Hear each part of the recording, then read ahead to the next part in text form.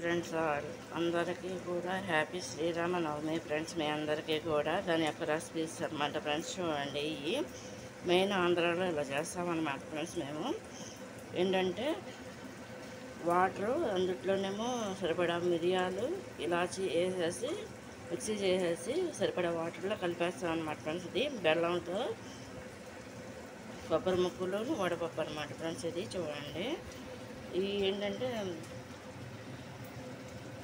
వడపప్పు అంటే ఫ్రెండ్స్ అది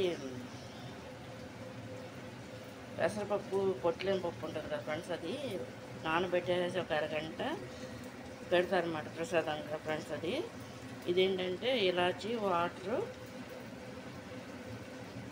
బెల్లం అన్నమాట ఫ్రెండ్స్. ఇందులో యాలుక్కాయలు అన్నమాట సరిపడా వేసి ఈ విధంగా కలుపుకుంటారన్నమాట. ఇది శ్రీరాముడికి సీతామాదేవికి పెడతారన్నమాట, ప్రసాదంగా పెడతారన్నమాట ఫ్రెండ్స్. ఇది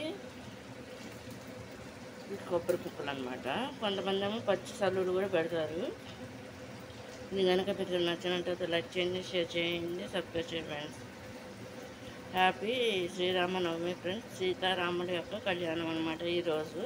మీ అందరికీ కూడా ప్రతి ఒక్కరికి కూడా హ్యాపీ శ్రీరామనవమి శుభాకాంక్షలు అనమాట.